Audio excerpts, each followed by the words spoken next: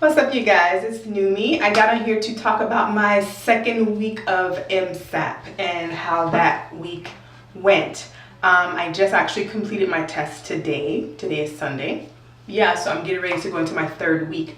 The second week was absolutely hard.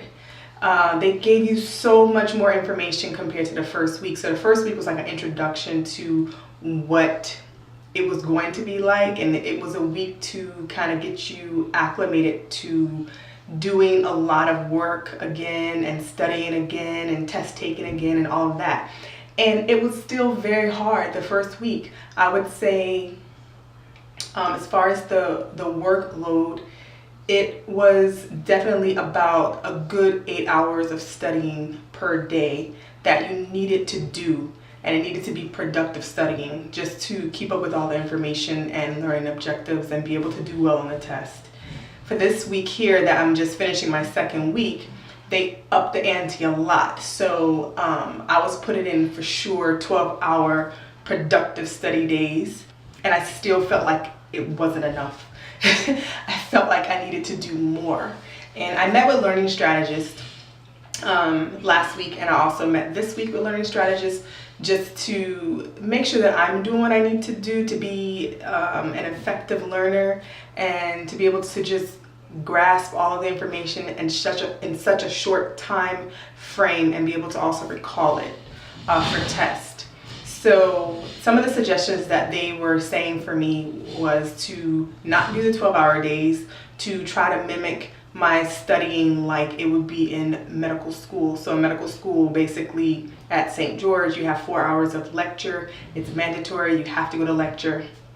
And then for every hour of lecture, you would spend 90 minutes reviewing. So that's kind of how they want me to do when I'm actually studying. Now, for the past 2 weeks, I've been doing my own thing where I'm doing my long days, and it seems to be working. I'm actually doing quite well in the program.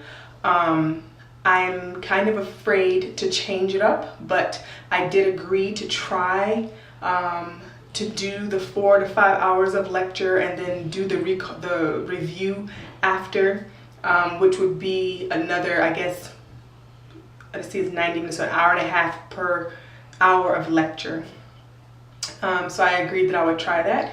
And we're covering cardiovascular and digestive system, so I'm pretty familiar with that.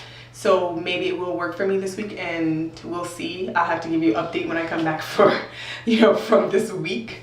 One thing I want to suggest for anyone that's going into a program like this is try to make sure that if you can, to review stuff prior to going in. So I spent a month before this class started, I spent a month just getting back acclimated with information that I thought would be important to know going in.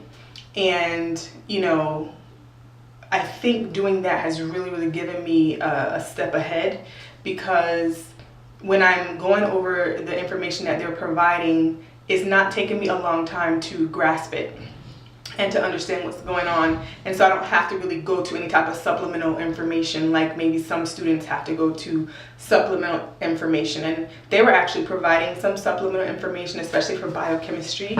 I haven't used the supplemental information, and I don't really have a strong biochemistry background. I mean, I'm okay with biochemistry, but it's not like a strong chemistry background at all. I'm more anatomy, physiology type of person. But the work is doable as long as you put the time in. That's one thing that I want to stress. If you put the time in and you really dedicate the time to study and not, get distracted, then the program is an awesome program. It will prepare you for term 1 at St. George, I'm pretty sure. And I've gotten feedback from previous students that took this program. I've also gotten feedback from students that went into foundations, which is another avenue that you can do if you don't do well in this program. You go into foundations, and so you spend a whole semester basically taking all these classes again and getting more of a foundation prior to starting medical school.